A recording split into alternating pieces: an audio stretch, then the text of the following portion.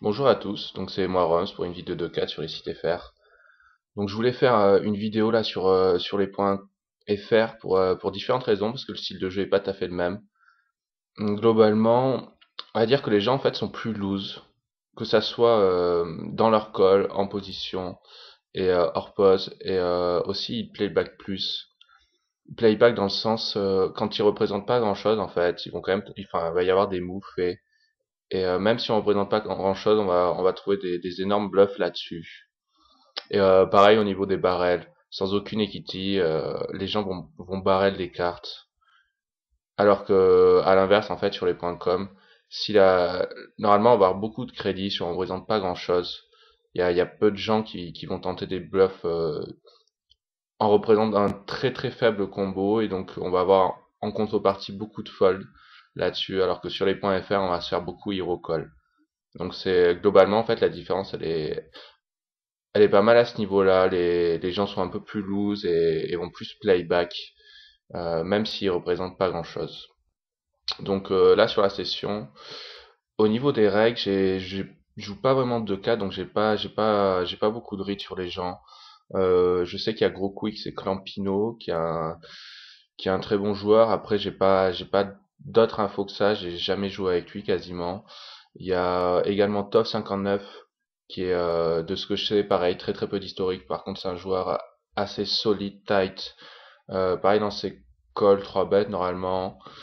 Ensuite, il y a Mercy Fish qui est sur deux tables, qui c'est un règle étranger normalement, je crois. Qui joue aussi d'Asingis un petit peu. J'ai pas d'autre read à part qui semble assez neat. Ouais, même très neat. C'est à peu près le seul read. Et ensuite, il y aura un autre règle, c'est Fishing Fury, qui est sur les quatre tables et j'ai jamais joué contre, donc j'ai aucune stat sur lui. D'ailleurs, j'utilise normalement, je joue sous Mac, donc j'ai mon Hold'em Manager avec. Là, pour faire la vide, j'ai besoin de Windows, c'est Poker Tracker, et je suis pas certain, mais il me semble que les stats ne sont pas mises à jour, donc je vais fixer ça pour la prochaine vidéo. Et ensuite, donc la session, elle a commencé depuis une petite demi-heure, je crois. J'ai une déco. Et donc j'ai arrêté, j'ai recommencé la villa. Il n'y a pas eu d'historique de précis, à part un stack-off où j'ai la note flush contre Gros Quick. Et lui, il a top pair. À part ça, il n'y a pas de main marquante où j'ai pas pu avoir de read autre que ça. C'est une vidéo assez longue, donc je sais pas si je vais en faire deux parties ou si je vais plutôt faire juste une vidéo et garder les autres mains pour faire une review et prendre juste les mains les plus intéressantes et les analyser en profondeur. Donc on y va, je lance la vidéo.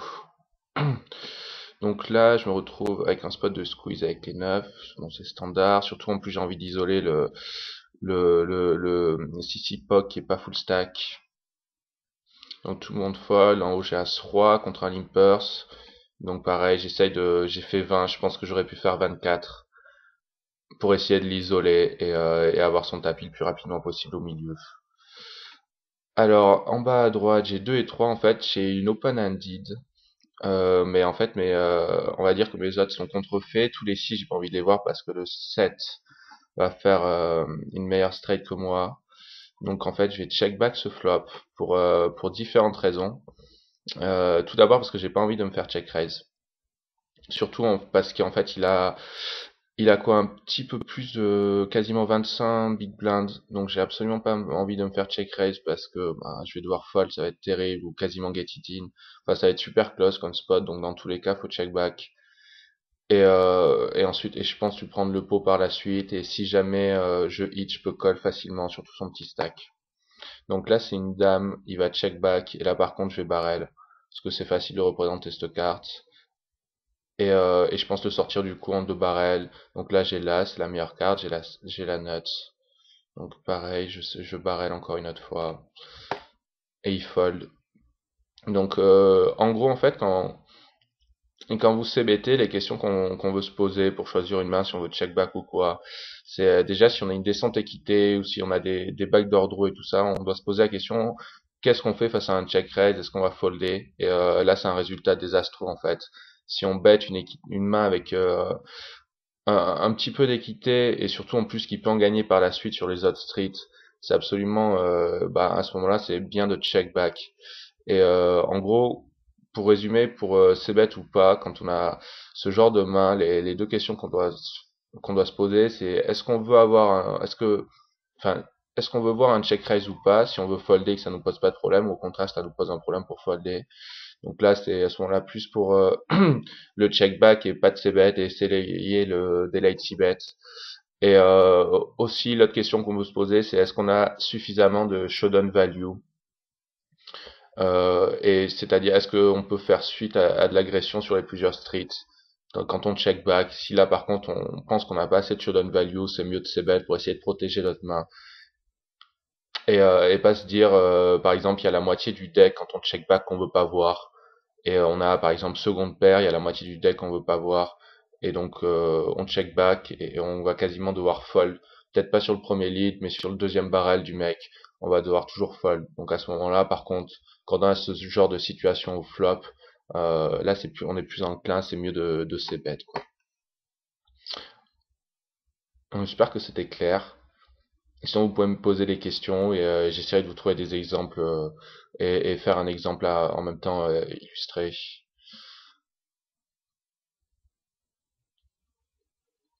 Donc là, j'ai le asset shoot en haut à droite. Je me rappelle de cette main. Je vais me faire squeeze par top et je vais call. Bon, c'est absolument, c'est pas un bon call. Bon, on va dire, oui, on serait en heads up. C'est un call, c'est un peu loose et tout ça, mais comme je min raise au bouton, on a suffisamment d'implies et de code pour coller. Là, par contre, c'est absolument terrible puisqu'il y a un autre joueur qui est dans la main, on peut se faire sortir du coup à cet endroit-là. Donc déjà que le call est borderline, si en plus il y a un mec en small blind qui peut reshove par-dessus, c'est absolument terrible. Bon, je vous rappelle, j'ai fait le call parce que c'est une vidéo et j'ai envie d'action, enfin envie d'avoir même des spots marginaux, c'est toujours intéressant d'avoir ça pour les discuter dans la vidéo. Donc là, je m'en sors pas trop mal puisque je flop top pair, qui est un très très bon résultat, surtout face à un squeezer. Il check back, donc là il n'y a pas d'autre choix que de barrel. Au moins de street et réévaluer la river. Parce que je pense pas que sur ce genre de board un petit peu de ROI, check back, il pourrait check back des as, enfin checker des as. Mais la plupart du gens, il va avoir une pocket pair entre les 9 et les rois. Et donc au moins on barrel 2 fois, même 3 fois s'il veut hero call en fait. Donc là il fold à la turn. Donc bon en gros il devait avoir ça, ce genre de paire, il a pas voulu se mettre dans un spot marginal. Et dans tous les cas, là je dis on a deux streets de value sur ce board avec notre as. On peut se poser la question de check back le flop. Enfin, si on part du principe qu'on a deux streets de value sans read particulier, c'est-à-dire que la personne va peut-être pas nous zero call sur un 3 barrel. On peut se poser la question entre check back flop pour induire et bet si jamais il check bet turn et river, ou bet flop directement. Je pense que c'est mieux de bet flop parce qu'on a plus on a plus d'options. On peut faire la même chose avec nos flush draws et pouvoir 3 barrels en bluff ou pouvoir 3 barrels si jamais en hit.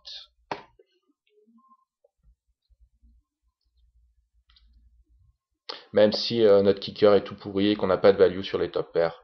C'est dans tous les cas, enfin, c'est la meilleure ligne. Je pense pas que ça soit close vraiment. Sauf si on a un read que la personne pot contrôle ses top pairs dans ce genre de spot. À ce moment-là, là, il faut check back parce qu'on est trop dominé.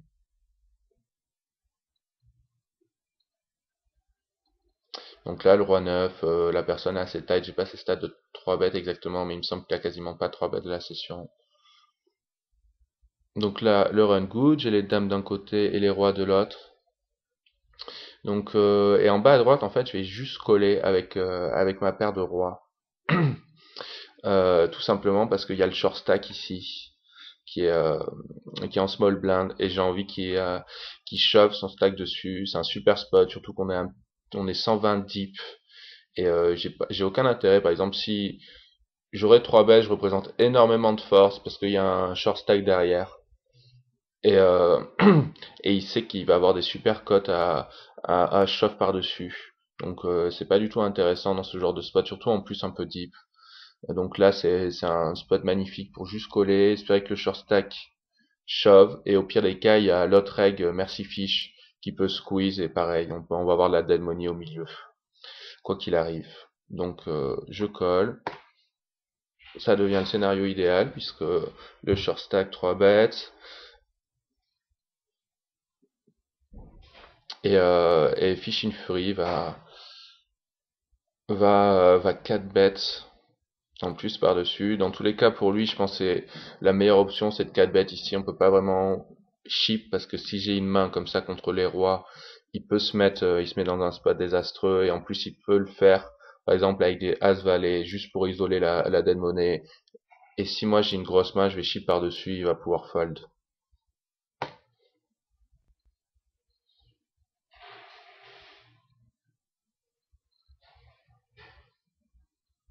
Donc je vais chip par-dessus, je vais me faire call par le short stack et Fishing Fury va call aussi. Donc en bas à gauche j'ai flop top trips. Je me pose la question de checker ou pas pour induire. Je fais bet en fait au final. Bon, le standard c'est de bet ici, surtout quand il y a des straight draws possibles.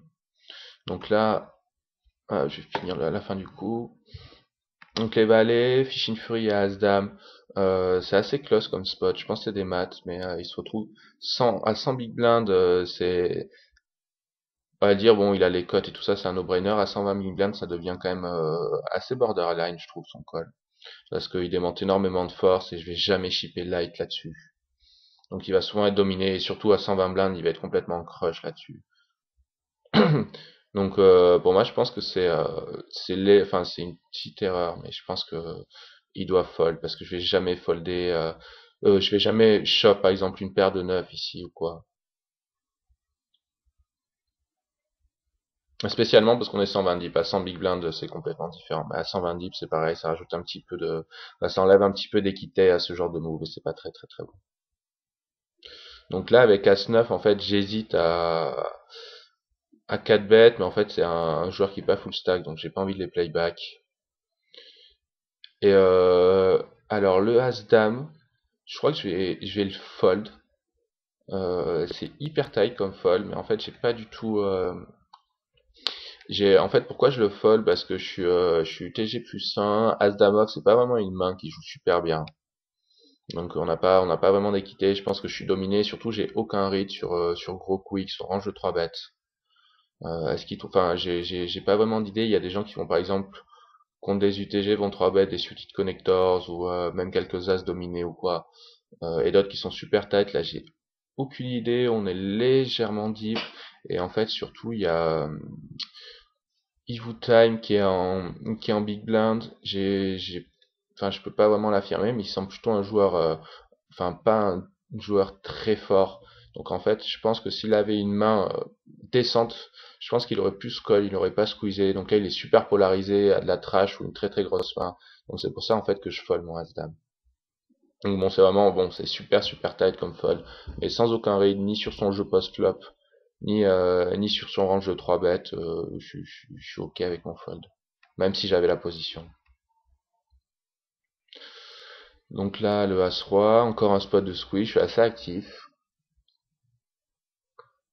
Donc là, je me fais coller. Je peux pas vraiment donner d'infos, enfin sur son range, parce qu'il y a un joueur qui est pas full stack, donc il a à peu près enfin, il a un range assez large, je pense. Il peut call et à la fois plus light, parce qu'il sait qu'il va souvent avoir un call de ce joueur-là, et à la fois en même temps, il va trapper parce qu'il veut que ce joueur-là colle. Donc alors, en haut à droite, j'ai As-9 et gros quick check. Je décide de bet, même si c'est une situation de white-head, white behind, parce que je pense qu'il va quand même checker un pourcentage du temps des grosses paires ici, ou enfin tous ces 10 quasiment. Mais j'ai le 9 avec le meilleur kicker, donc je pense que j'ai deux streets de value. Et en plus, c'est plus facile de représenter un bluff, ça protège mes bluffs de miser ce genre de main à cet endroit-là. Donc là, je mise le 9 parce qu'en fait, j'ai le 9 avec le meilleur kicker, j'aurais eu 9 valets ou quoi, j'aurais check back. Parce qu'il n'y a pas de value, c'est vraiment un standard white-eyed, white behind. Donc le 8 c'est la pire carte du deck, je check back. Et en fait là il donk. Et je trouve ça assez bizarre de sa part. Parce que certes il a un pourcentage de 7 dans son range pour la straight. Mais au final le 9 En gros, renforce mon range à moi quand il double, puisque je peux avoir des brelans, il a quasiment jamais de brelans, je peux avoir top 2, bon ça il peut l'avoir aussi, mais globalement, je vais plus avoir de full que lui. Donc y a pas d'intérêt à bet cette carte-là, excepté pour induire, ouais, pour induire quelque chose, si jamais il a le 7.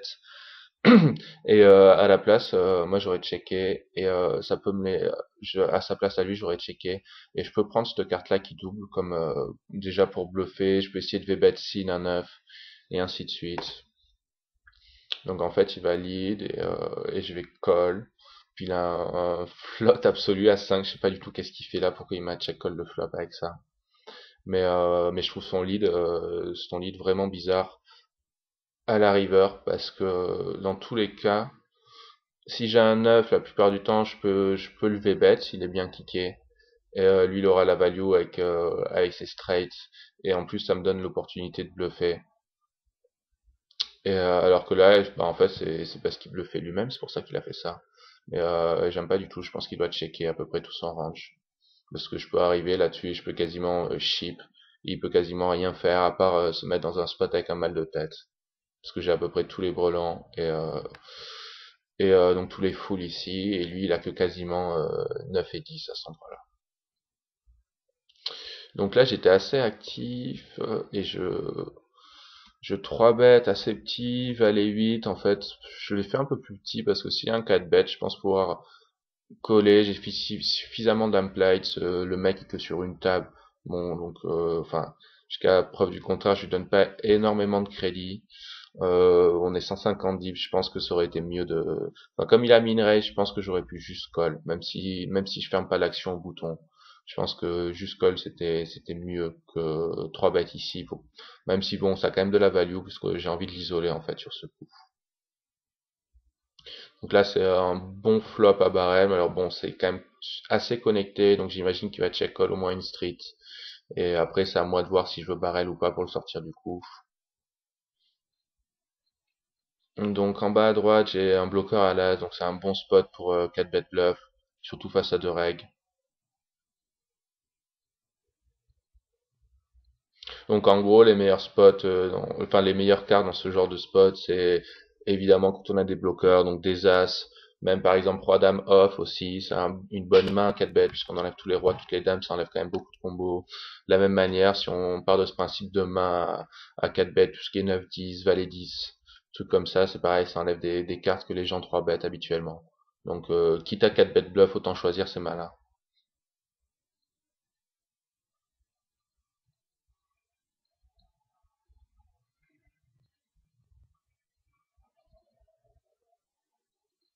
Donc après, pour les ranges de 3 bêtes, de 4 bêtes, histoire de faire un petit truc dans les positions, j'ai vu récemment pas mal de gens, par exemple, Small Blind contre Big Blind qui 3 bêtaient des As 10 off, As 9 off, ça le faites pas, c'est pas bon du tout.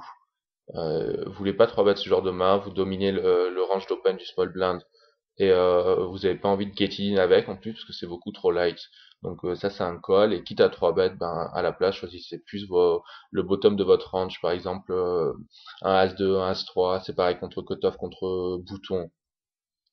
Quitte à 3 bêtes, je préfère 100 fois 3 bêtes, un As-2, As-3, As-4, As-5 off plutôt que un As-10 parce qu'on va quand on est collé en plus on est dominé et surtout on peut se faire 4 bet bluff et en fait en gros on transforme une main qui domine le range d'open que ce soit du vilain en cut-off ou en small blind en gros on la transforme en bluff puisque si on est collé on est dominé et en plus on peut pas faire face à un 4 bet quoi. Donc je trouve ça dommage de transformer des mains avec une équité décente. Donc en bas à gauche 4-8 c'est un board dry donc c'est un standard c'est bet. Je me fais check raise, je peux rien faire du tout. Et en haut à droite, j'ai Open UTG. Bon, c'est assez loose comme Open. Bon, la table est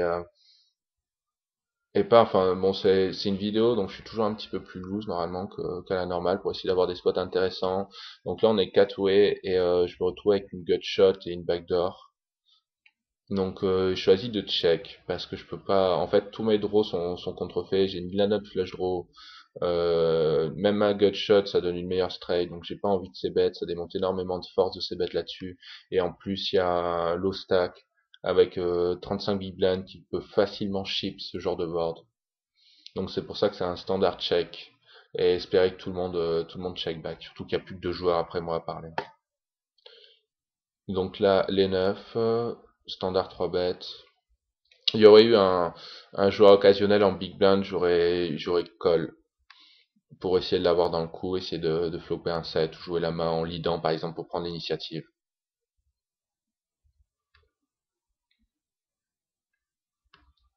Donc là, mon valet 8, je me retrouve dans un spot tricky puisque je vais avoir des super cotes. Et ça devient hyper close entre fold et call. Mais je vais choisir le fold, toujours pareil pour le principe que je suis dominé, surtout parce qu'il a Terre 72 a quasiment un pot de side bet derrière, et il va sûrement chip, et si jamais je prends de l'équité, j'ai envie de voir 2 streets. Donc c'est pour ça que je fold. Souvent en fait quand vous jouez une main, faut toujours se poser la question de la jouabilité de la main et comment on va jouer les autres streets. Et par exemple ça peut être le cas sur même top pair dans un pot multi-way ou seconde paire ou quoi, si elle a un mauvais kicker et aucun draw, c'est aussi bien de de folder le flop directement, même si on a une paire, puisqu'en fait, la plupart du temps, on va jamais arriver à la river, ou si on va à la river, on sera rarement bon. Donc c'est juste en fait dépenser des sous bêtement. Même si j'avoue que bah, notre premier réflexe, on se dit ok, on a une paire, que ce soit seconde paire bien kickée ou top paire mal kickée, on a souvent envie de call, mais on peut pas en fait ce genre de board, puisque on gagnera quasiment jamais au showdown et on va pouvoir se faire sortir du coup super facilement. Je parle de ça quand on est multi-way, quand on a heads up, c'est bien différent. Donc en gros, c'est toujours pareil, c'est comme pour le c-bet là en début de vidéo, il faut toujours se poser les bonnes questions, il faut toujours essayer d'anticiper les prochaines cartes, quelles vont être nos options sur les différentes cartes qui vont arriver. Donc là, les As, alors est-ce que je vais avoir de l'action ou pas? Ah, c'est déjà pas mal en call.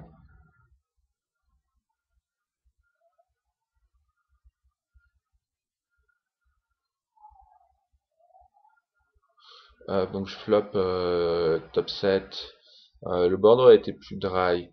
Par exemple, je sais pas moi, As 7-2 ou même As 3-4. Bon là c'est un joueur qui était short stack, qui a doublé, j'aurais sûrement bet. Mais contre un régulier, c'est bien aussi de checker sur des boards trop dry, top 7, puisque en fait on va avoir rarement de l'action. Là je suis obligé de bet, puisqu'il y a flush draw, je pense qu'il va me coller avec toutes ses gutshots et tout ça. Mais c'est le même principe, par exemple, imaginons vous êtes contre un reg, il est hors position, par exemple vous avez une paire de valets, le flop c'est valet 7-2, tour Rainbow, ou même encore mieux valet, oui valet 7-2, bon, tour Rainbow, il y a quasiment aucun draw là-dessus, vous n'avez pas vraiment intérêt à bet. Cette main elle est bien trop forte et vous avez envie que la turn lui donne un semblant d'équité pour essayer de le stack off là-dessus. Parce qu'en fait, quoi qu'il arrive, soit il a déjà une main faite au flop, à cet endroit-là c'est quasiment un 7, donc quoi qu'il arrive, les stacks iront au milieu, ou sinon il n'a pas grand-chose, il va check fold, et vous perdez pas mal d'équité, par exemple sur valet 7-2, disons que c'est tout ce qui est enfin 8, 9, 10. À la turn, il va souvent choper au moins une gutshot, sinon une open-handed, sinon 2 paires, et donc là vous allez avoir de l'action et prendre un maximum de value. Alors, en bas à gauche, j'ai valet 8, c'est une bonne main pour squeeze. Je préfère squeeze des suited cards ou des connectors plutôt que mettre là par exemple dans ce spot avec As5 off, qui en fait, sans la position contre 3 joueurs, a juste une jouabilité dégueulasse.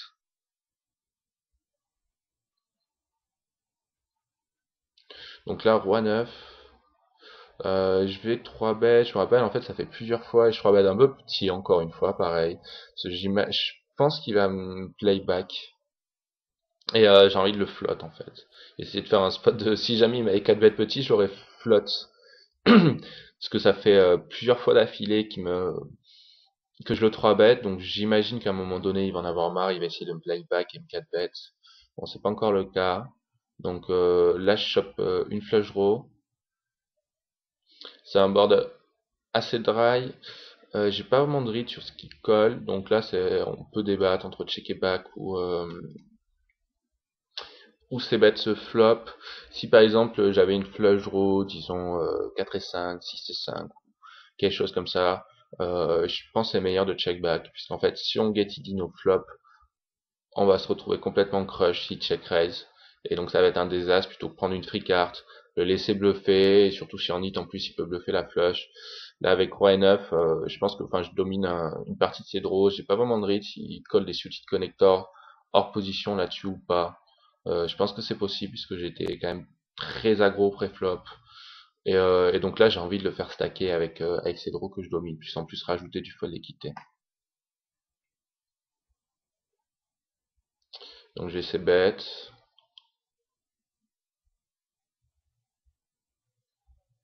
Bon, en gros, ouais, quand j'ai, par exemple, dans les 3 bad pots, faut toujours se demander, c'est le même principe quand on a une open-ended, est-ce qu'on veut faire face à un check raise et surtout, son enjeu check raise, est-ce qu'il nous crush totalement? Si c'est le cas, ben, vous avez trop d'équité avec votre main, je pense que c'est bien meilleur de check back.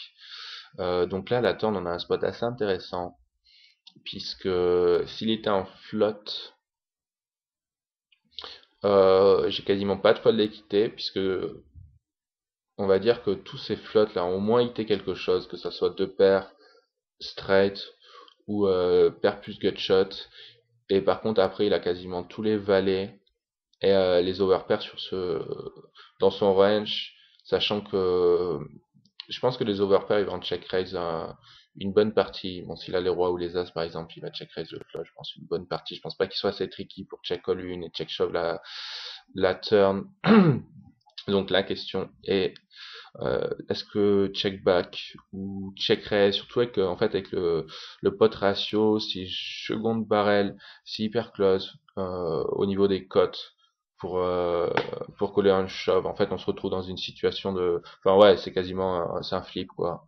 Donc la question est de check back ou barrel. En gros, ça aurait été une blanque, j'aurais pu barrel parce que je vais avoir énormément de fold d'équité. Là, ce que je disais, cette carte-là, il a au moins quelque chose. Donc la décision est close. Je choisis quand même deux barrels parce que j'ai envie de le sortir par exemple, c'est valet 10, euh, dame valet ou des trucs comme ça. Je pense que sur un 3 barrels, il est pas bien du tout. Surtout quand je bet cette carte là, je représente quand même pas mal de force. Donc en gros, en fait je bet pour la folle équité du tout sur le 3 barrels surtout. Même si enfin le 8 est vraiment pas une très très bonne carte. Je gagne un peu en équité, mais par contre ça renforce son range suffisamment. Et à l'inverse, quand je bet ça, je représente quand même pas mal de force. Donc je pense que son range de check raise aurait été plus tight.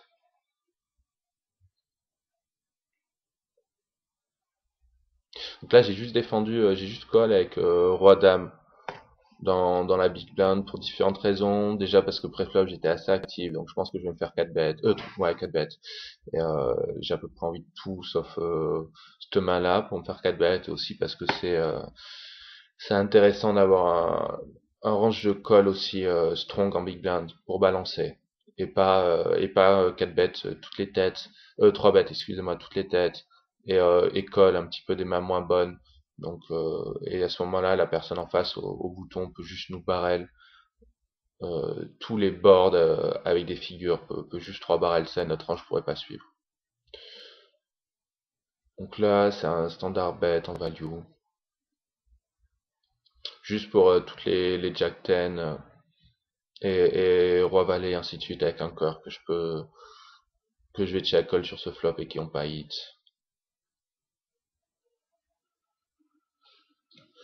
Donc là c'est contre un short stack, j'ai As-10, un standard check raise get it in.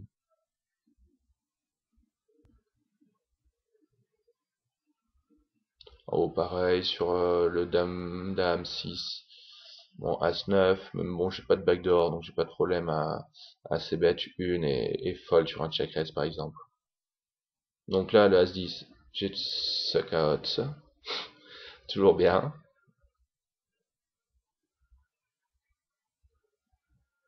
Donc je 3 bêtes 5 et 4, flop dame roi 3, Standard barrel, j'ai arrêté, je me fais raise. Je peux rien faire du tout.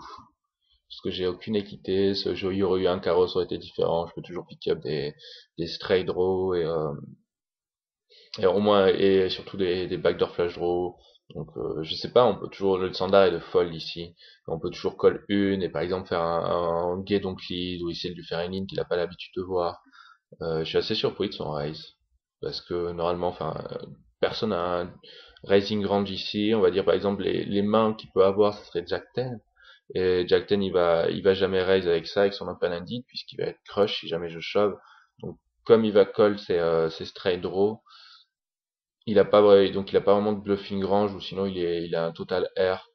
Et donc, bon, j'avoue, je comprends pas pourquoi il raise ici, mais avec top 2, il a pas envie de raise, il a envie de me laisser multi-barrel. Donc j'ai pas vraiment aucune idée. C'est ça que j'ai posé la question de playback, mais j'ai vraiment aucune équité pour la main. Donc en bas à gauche, les 5 sur Dame 10-3, ça connecte trop de mains. Donc lui, il check back, le 6 de carreau, c'est pas une bonne carte, hein. Donc c'est un standard check fold. Je me fais donker sur Roi 10-3 avec mon As-2, bon j'ai rien du tout. C'est la première fois qu'il fait ça, donc j'ai foldé ici aussi. Pas faire grand chose. Donc là, on est 4 ways, j'ai une paire de 7, je vais la checker. Parce qu'en gros, je suis plutôt crush, on peut pas vraiment barrel ici, les Ostreets, elles vont quasiment être injouables, même si on a une backdoor straight, on va dire, la backdoor flush, elle compte pas vraiment. On peut pas vraiment barrel, parce qu'on va rarement se faire call, surtout en fluide. Il y aurait eu un fish, ça aurait été différent, on peut peut-être c-bet une fois, mais là on est contre trois règles, on peut jamais, on peut pas c-bet ce board là, faut espérer que tout le monde check. Je peux pas vraiment faire autre chose. Parce que c'est pareil, c'est toujours la question de la jouabilité de la main. C'est un désastre. Si on l'a toutes les, enfin en gros, si on c-bet ce flop là, toutes les upturns, on n'a pas envie de les voir, excepté un beau set quoi, un beau deux outs. Donc si on veut continuer dans la main, on va devoir la tourner en bluff. Donc c'est pas vraiment intéressant, on a de la showdown value. Donc je check, espérant que ça fasse check pour tout le monde. Donc là il y a Fischer qui bet. Donc j'ai check fold. En haut à droite, j'ai la meilleure dame, donc c'est un standard c-bet sur ce board là. Je pense pas me faire trop playback. Euh, c'est pareil, donc là c'est close entre coller et folder. Dans mes reads, je sais que Toff aime bien coller avec des figures et défendre avec des figures. Oh, ok, donc petit misclick. Je sais qu'en fait, Toff aime bien coller et aime bien défendre les blindes avec des figures. Donc là, c'est une situation, c'est un peu white head, white behind. J'aurais eu l'as de pique. Bon, non, ça aurait été différent dans tous les cas. J'aime bien fold en fait, parce que j'ai aucun read sur son range, je check raise. Et ça va être, dans tous les cas, je vais être un spot, ça va être un spot très très difficile à jouer. Parce que s'il a Jack 10, il va barrer les piques. Donc je peux pas, ma jouabilité, elle est très très mauvaise. En plus, je pense pas qu'il check raise trop ce genre de board. Donc c'est pour ça que j'ai au moins un barrel pour plusieurs styles de value. Mais après sur le check raise, je fold. En gros, faut pas avoir peur de se faire exploiter sur des check raise. Parce qu'en gros, en fait, globalement, on se fait pas tant exploiter que ça sur un check raise. Donc jusqu'à preuve du contraire, autant folder si on n'a pas de read ou si c'est un spot close, parce que après on va coller une autre street et après on n'a aucune idée sur les tendances du vilain, savoir est-ce qu'il shove ses miss draw ou pas. Et donc si c'est pour coller flop, coller turn et shove river, c'est à peu près le pire résultat. Alors que si on n'a aucun read là-dessus, autant folder le flop. Et jusqu'à vraiment se dire ok, le mec check raise avec une fréquence un petit peu trop grande ou quoi. Et donc à ce moment-là, je vais commencer à le playback. C'est pas mal mon principe, sans rythme particulier. J'ai pas vraiment, enfin, je cherche pas à coller des check raise, je donne la légitimité aux gens. Et si jamais la personne le fait avec une trop grosse fréquence, à ce moment-là, on peut call et essayer de playback ou il recolle la river, ainsi de suite. Voilà. Donc là, le 6-5, Fishing Fury, c'est blind contre blind, check. Là, je dois bet, puisque j'ai une gut shot, j'ai des backdoor draw. Donc là, il check call. Et le 6, en fait, c'est un spot un petit peu. J'ai laissé continuer la main. C'est pas vraiment un spot habituel parce que là, ça y est, j'ai showdown value. Je me retrouve un petit peu en white head, white behind. Et le standard là-dessus est de check back. En fait, parce qu'on est white head, white behind. Et là, je vais miser pour value en fait. Donc, je vais vous expliquer mon raisonnement. C'est pas du tout une main standard. En gros, la plupart des gens, en fait, le principe avec lequel je pars, c'est que sur la FR, la plupart des gens sont assez polarisés, c'est bête pas mal. Donc sur ce genre de board, je pense que en fait, ils bêtent très très souvent. C'est paire de 8, paire de 9, paire de 10. Et quand ils check, ils vont avoir certains valets en weighted, weight behind, par exemple des valets 9, valets 8 qui sont pas très très bien kickés. Et ensuite, je mets beaucoup de paires de 4, paires de 5, et possiblement des As-4, As-5, ensuite il a As-3, As-2 dans son range. En fait, je sors pas mal le middle de son range, c'est-à-dire les paires de 8, paires de 9, paires de 10 avec lesquelles je pense qu'il aurait ses bêtes pour la plupart. Donc en fait, c'est pour ça que je vais barrer cette carte-là. Parce que je me dis que j'ai de la value des 4, des 5, des As-4, As-5 aussi. Et globalement, je perds quasiment que contre ces valets. Donc j'ai suffisamment de value là-dessus. Et éventuellement, si ma check call, je sais pas moi, un As-Roi, un As-Dame ici, qui chope une backdoor flush ou qui me croit pas du tout.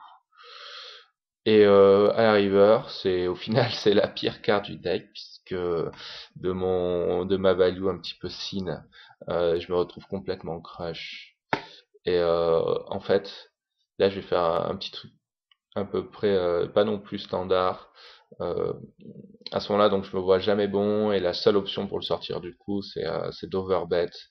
En gros, je pars du principe que là est pas mal une scare card en fait, puisqu'elle renforce mon range, ça c'est sûr, parce que je vais possiblement barrel des As-4, As-5 ici, mais aussi ça renforce son range à lui, puisque maintenant c'est As-4, As-5 on top pair, et c'est As-3, As-2 on top tout. Et donc je pense que lui il en est conscient, donc en fait je vais faire un overbet là-dessus, et je pense que sur le coup j'espère à peu près quasiment avoir un fold de tout. Tous les, excepté ces deux paires, As-3, As-2, voire As-Valet, mais je pense qu'As-Valet va se bet la plupart du temps. Alors qu'avec un bet normal, je pense que bon, déjà il récolte ses As, et en plus je pense qu'il peut hero, c'est possible qu'il trouve un hero avec un valet. Là avec l'overbet, je pense qu'il fold ses valets quoi qu'il arrive. Et même ses As, je pense, bon c'est peut-être un petit peu optimiste, mais je pense qu'il les fold quasiment tous, excepté ces deux paires. Donc bon, c'est une main assez plutôt non orthodoxe puisqu'en fait la turn déjà est assez sin et le standard est check back et en plus la river je vais overbet cette carte là mais en gros le raisonnement pour cet overbet est là, ok c'est une scare carte, certes j'en ai dans ton range mais toi aussi t'en as dans ton range, donc ça globalement enfin ton range est en plus fort là-dessus et je l'overbet quand même, donc je te démontre assez de force et, du genre s'il réfléchit, ok il sait que je peux avoir des as, en plus il overbet, genre il veut que je colle ça, il a une main huge, etc. Donc en fait en gros mon raisonnement pour cet overbet est celui-là.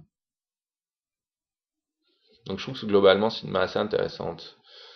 Je vais laisser le déroulement. Donc il va tank et réfléchir. Pour le barrel à la turn, ouais, le standard normalement avec le 6 quand on hit ça et de check back. À l'inverse, le flop aurait été par exemple valet, enfin il y aurait une flush draw au flop. On peut on peut barrel ce 6 aussi. C'est close, c'est toujours close entre check back et barrel, mais à ce moment-là le barrel a plus d'intérêt puisqu'on va de barrel nos flush, donc nos ranges sont plus bluff happy et donc autant même on peut aussi barrel plus sin à ce moment-là. Donc là le 9-10 que je parlais tout à l'heure, on a des bloqueurs au 9, au 10, Clampy semble assez aggro pré-flop sur cette session, gros quick hein, c'est Clampino, donc je choisis le 4 bet. Donc là en bas, je sais pas si vous avez vu, la tank est foldée. Donc globalement, je suis plutôt content de mon overbet. Bon, il va shove dessus. C'est pas le meilleur scénario quand on 4 bet bluff.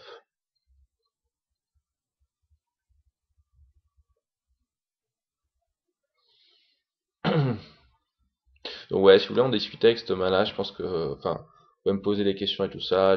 Normalement, je pense que j'ai pas mal d'écrits là-dessus. C'est plutôt en fait son range qui est polarisé. Ah, pour y revenir. Euh, à l'inverse, je vais vous remettre le board. Voilà. À l'inverse, là-dessus, par exemple, j'aurais eu un rate qui check back, qui a un range assez équilibré de check back, et donc qui check, pardon, c'est paire de 7, paire de 8, paire de 9, paire de 10. La turn à ce moment-là est vraiment un check pour essayer d'aller juste au showdown à la river. Euh, alors que globalement, ouais, pourquoi je fais cette ligne-là? Parce que sur les FR, les gens ont plus tendance ont quand même un pourcentage de ces bêtes assez élevé. Et donc en fait, je lui enlève pas mal de ces combos-là dans son range à lui. Donc c'est pour ça que j'ai cité deux barrels. Donc s'il avait eu ce genre de petite paire, ça aurait été terrible de faire ça. Parce qu'on aurait en fait, on aurait tourné notre main en bluff pour en plus give up la plupart des rivers. Donc là c'est un joueur qui vient de s'asseoir, j'ai aucun read, 3 bêtes hyper petit, c'est hyper loose comme call, mais je vais call pour les implied parce que enfin j'ai pas de read sur lui, je donne pas beaucoup de crédit, et surtout il travaille bien trop petit quoi. J'ai 16 à rajouter, on est sans big blind, ouais je call. Bon c'est super loose et c'est pas très très bon. Mais bon, je suis en confiance post-flop pour essayer de le jouer. Bon, le board, il run absolument, il est terrible. La dame, je vais absolument pas le sortir du coup. Là-dessus, j'aurais bet turn, donc il est un as. Ah, c'est exactement ce que je parlais tout à l'heure. En small blind contre big blind, si on doit prendre des mains, as 10, as 9, ainsi de suite, c'est quasiment les pires mains à 3 bêtes. C'est plusieurs fois que je vois ça, je comprends pas pourquoi les gens ils 3 bêtent ça. C'est la pire main qui existe. Ce que je disais tout à l'heure, il va dominer tous mes as. Enfin, la plupart de mes as, il va les dominer. Il a une très bonne main. Et par contre, quand il 3 bet et que si je colle son 3 bet, son as à lui qui dominait mon range, pré-flop va se retrouver maintenant dominé. Et en plus de ça, je peux 4 bet et je vais le sortir du coup. Parce que c'est vraiment pas une bonne main s'il colle mon 4 bet en position. Si jamais il a les cotes, c'est vraiment pas une bonne main pour coller un 4 bet puisque c'est une main trop dominée pour faire ça. À la place, vaut bien mieux coller un 4 bet, je sais pas moi, avec un 6-5, un 7-8, même un roi 9 comme j'avais tout à l'heure, je préfère, que coller avec As-10, off. Surtout off en fait. Là j'ai As-9, j'hésite à 4 bet parce que j'ai un bloqueur à l'As, mais en fait c'est un joueur qui est pas full stack, donc j'ai pas vraiment d'intérêt. Là j'ai As-Valet, voilà. Donc heureusement, j'espère que j'ai pas 3 bêtes. Même s'il est cut-off, j'ai envie de call parce qu'il y a TR72 qui est pas full stack, et donc j'ai envie qu'il soit dans la main.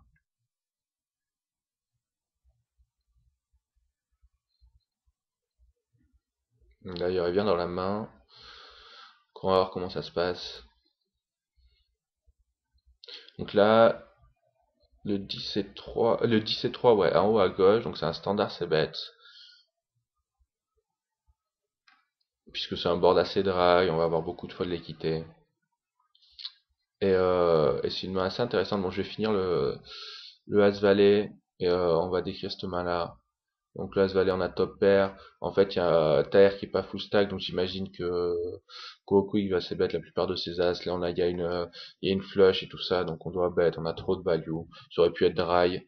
J'aurais pu check back. Disons qu'il y aurait eu deux règles et le board aurait été dry. J'aurais sûrement check back pour de la déception et sous-représenter ma main. Et laisser surtout le joueur en small blind barrel la turn avec ses gut shots. Ok, donc pas d'autres mains intéressantes. Là, j'ai des folles. Donc, alors, en haut à gauche, on va la refaire. Je pense que je vais arrêter la vidéo après sur ce Thomas-là. Hop, on va revenir. Donc, c'est bête le flop. En gros, je pense que de toute façon, son range de call, c'est une low pocket, possiblement des As-10, As-Valet, bon, même As-7 là-dessus, par exemple, avec une backdoor flush draw, 7-8, et tous les rois. Là, par contre, donc, cette turn-là, Et c'est assez inhabituel comme ligne, puisqu'il donc une carte que bah normalement je vais barrel, et j'ai plein de gutshot, plein de backdoor draw sur lesquels je vais barrel, je vais essayer de le sortir du coup, donc ça, c'est assez surprenant, j'étais assez surpris qu'ils prennent cette ligne là. Donc maintenant ensuite c'est qu'est-ce que je vais faire, et en gros et surtout c'est quel range il a pour donc cette carte là, parce que c'est absolument le contraint de... Par exemple il aurait eu 7-8, il peut check call, check shove river ou check raise turn par exemple en essayant de représenter une gutshot ou un backdoor draw ou quoi qu'il tourne en bluff. euh, Là donc quand il donk ce genre de main, j'ai absolument aucune idée. Je pense que, enfin, j'ai aucune idée, non, pas du tout. Je pense au contraire, il est très polarisé. Son range en fait n'est pas fort du tout. Euh, En gros, je pense qu'il peut donker bon deux paires, mais je pense que la plupart de son donking range va être un roi, genre un roi dame, un roi valet, avec pour lesquels en fait il veut avoir un call de plus de mes gutshots. Il va espérer un call de plus, donc je pense qu'il donc roi 10, roi valet, roi dame. Deux paires aussi, donc 5 et 4, possiblement 6 et 4. La question est, est-ce qu'il donc 6 et 7, 5, 7, ça serait absolument terrible, mais ça me semble un petit peu bizarre. Mais je pense en fait, en gros, quand il donc cette carte-là, c'est une carte qui complète pas mal de draws, et ça va peut-être plus même renforcer mon range, ou en tout cas, c'est une carte que je vais bluffer. Donc j'imagine qu'avec ses énormes mains, il va juste check call ou check raise, il va jamais donker. Et là, je pense plus quand il donk en fait que il veut en fait une street de value. En fait, il veut juste gagner de la value. Il se dit, j'ai pas envie qu'il check back. Par exemple, si j'ai 5-7 ou 6-7, je peux check back. Et il veut plus avoir un call là-dessus. Et donc en fait, je pense vraiment qu'il est pas très très fort. Donc ensuite, après, j'ai une main quand même avec pas mal d'équité. J'ai une open-handed, même si bon, le 7 il est un petit peu contrefait. Surtout, j'ai la backdoor flush. Donc la meilleure question est de savoir c'est qu'est-ce qui représente le plus de force, est-ce que c'est coller et chip la river, et ou sinon est-ce que c'est repop directement. C'est ce que je disais au début de la vidéo euh, sur les FR, que par exemple je pense que sur c'est possible. Attendez, je vais essayer de faire ça clair. En gros sur les FR, par exemple si je colle ce flop et il bet encore la river et je chip par-dessus, je pense qu'il me donnera jamais de crédit. Il va se dire ok, miss draw, il tourne en bluff, ainsi de suite. Je pense que à ses yeux en tout cas, ça représente beaucoup moins de force que là par exemple l'option que je vais prendre, c'est-à-dire je vais raiser ici et je vais chip any river en fait. Globalement, excepté par exemple un 7, un roi qui double quoi, j'aurais chip any river et, pour essayer de le sortir du coup. Donc en fait là il y avait deux options, c'est à savoir je pouvais très bien coller, prendre déjà avoir une free carte avec mes odds et et chip la river en bluff si jamais je hit pas. Problème c'est que je pense qu'il va pas me donner beaucoup de crédit. Ou ensuite raiser. Donc là le problème sur le raise, c'est-à-dire que par exemple s'il a 7-8 ou quoi, ou s'il a une main forte et donc il décide de get it in, c'est un désastre puisque je vais devoir folder sur son shove. Mais en gros, ce que je disais tout à l'heure, je pense qu'il a vraiment un range intermédiaire. Ici, ça fait pas de sens de donker avec 7 et 8. Ce serait absolument terrible. Je dirais, il me laisse l'opportunité de barrel et en plus, je vais juste, ouais, je vais juste call avec mes rois ou quoi que, alors que si il avait check, j'aurais bêté mes rois, il aurait check raise et là, je me serais posé la question, ok, est-ce qu'il peut bluffer? Avec quel type de main? Donc, j'aurais pu le hero call et il aurait pu avoir mon stack. Donc là, si donc avec 7 et 8, il peut jamais avoir mon stack, excepté vraiment un couleur. Donc c'est pour ça que je mets vraiment un range intermédiaire et donc c'est pour ça que je choisis de raise parce que je vais lui mettre la pression dessus et même s'il colle une, bah, il va pas avoir d'autre choix que de folder la river en fait. Donc voilà. Ou en tout cas il va devoir y recall, il va avoir vraiment un mal de crâne dans tous les cas. Donc c'est pour ça, c'est assez c'est pas vraiment standard comme main. Mais je pense que vraiment, enfin avec un historique ou quoi contre quelqu'un, je pense la meilleure ligne, ça serait de call et shove. Beaucoup plus que cette ligne-là de raise et turn, donc il fold, donc c'est le meilleur résultat escompté. Plutôt que cette ligne-là, le problème là de raise et turn en fait, c'est que en raise en turn déjà on est vulnérable face à un shove avec une main qui a énormément d'équité et en plus on polarise énormément notre range. Donc à dire de manière IGTO, la théorie optimale ou quoi, je pense pas du tout que ça soit la meilleure ligne. La meilleure ligne est de call son donk et de ship la river. Donc on va shipper avec la nuts, donc avec 7 et 8. On peut shipper ça en bluff et aussi pour balancer ça, on peut très bien par exemple coller avec un brelan la turn et shipper la river là-dessus. Mais sur le coup là, comme expliqué, je pense que en gros le but c'est de l'exploiter et je pense que lui est trop polarisé quand il fait ça. Il est pas assez tricky, il va pas aller assez loin dans la réflexion pour se dire ok je vais donc 7-8, il sait que je vais jamais le faire donc je vais induire et tout ça. Je pense qu'il non, il pense pas du tout ça. Il a juste un range intermédiaire et son but à lui c'est d'avoir un call de plus, de surtout de plein de gutshot, de plein de draws et de pas louper de la value sur ces mains là que je peux check back turn avec. Donc en fait je pense que son raisonnement est là. Donc j'arrête la vidéo là-dessus. J'espère que ça vous a plu. Si vous avez des questions, n'hésitez pas. Je vous répondrai avec plaisir. Et donc ensuite, je pense que je vais passer sur une série de heads up. Surtout là, il y a une SIG team qui vient d'être recrutée et tout ça. Donc il y aura pas mal de vidéos de Six Mag, j'imagine. Et donc moi, je pense que je vais m'orienter par la suite sur une série de heads up. Donc si vous avez des requêtes ou envie de voir des spots précis en heads up ou des questions quoi particulières, mais aussi n'hésitez pas, mettez-les moi. Et si ça peut s'inclure dans une série, j'hésiterai pas à le faire. Voilà, c'était moi Roms pour l'Impers. À plus, ciao.